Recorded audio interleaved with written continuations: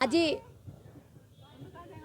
मंदिर मालिनी प्रभु लिंगराज पाखरे मुझे पहुँची जाइए। निहाती भाव में प्रभुंर जो भल पाइबा मो प्रति अच्छी मु ऋणी होकर रही। आसंता वर्ष जागर आसूची ए जागर तो चलीगला। आसंता वर्ष जागर पाई मंदिर सजा सजा पाई मंदिर जेते कार्यक्रम हेब मु तो बेसी बड़ करी कहि परिबिनी। तथापि आसंता शिवरात्र को रानीपंडा तरफ मंदिर पाई भगवान को पाई मंदिर किछि कार्य पाई एवं भगवान किछि कार्य पाई 5 लाख टंका मु डोनेशन देवी। निहाती भाव में प्रभु को पाई प्रभुंकर भल पाइबा साथ सपोर्ट एमिति मो प्रति रही था।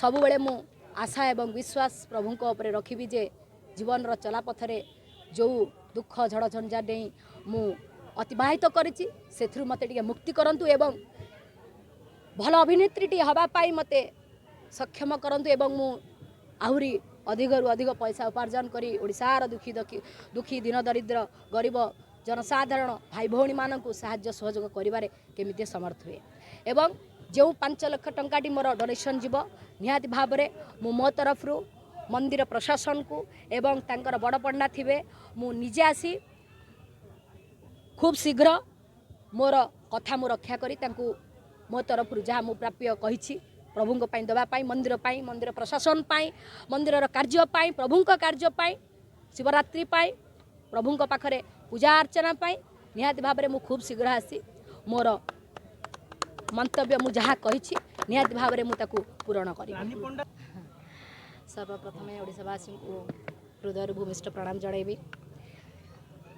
बोधे जीवन रे एटा 3 नंबर थर मु आज आसिली लिंगराज दर्शन रे। आगुरी 2 थर आसी स्पेशल जनक बट आज मो जन्मदिन आसी मु केबे भाभी नथिली जे मु लिंगराज मंदिर आसबी प्रभुंक दर्शन हम एत सुंदर भाव में दर्शन हम मु प्रभुंकर मुख भी केबे भल भाव में देखिनी।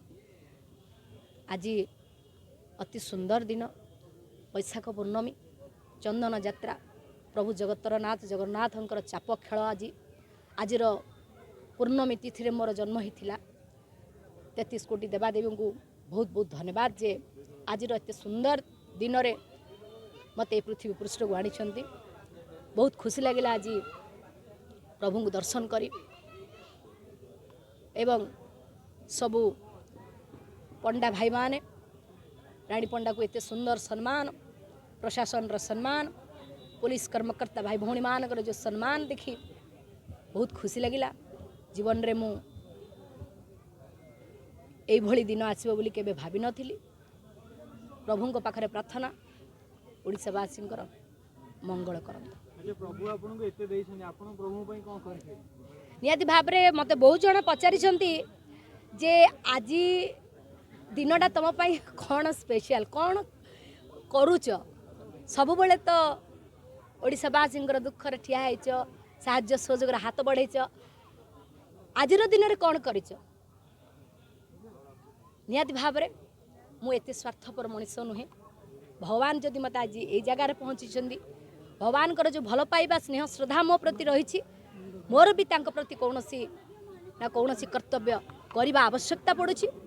तेणु जेहेतु आज भगवान भल पाइबारे डोरी रे मु आज पलि आसी जगह को अन्य देवादेवी पीठ को भी जाइके आसिली आउ भी देवादेवी पीठ जीवी।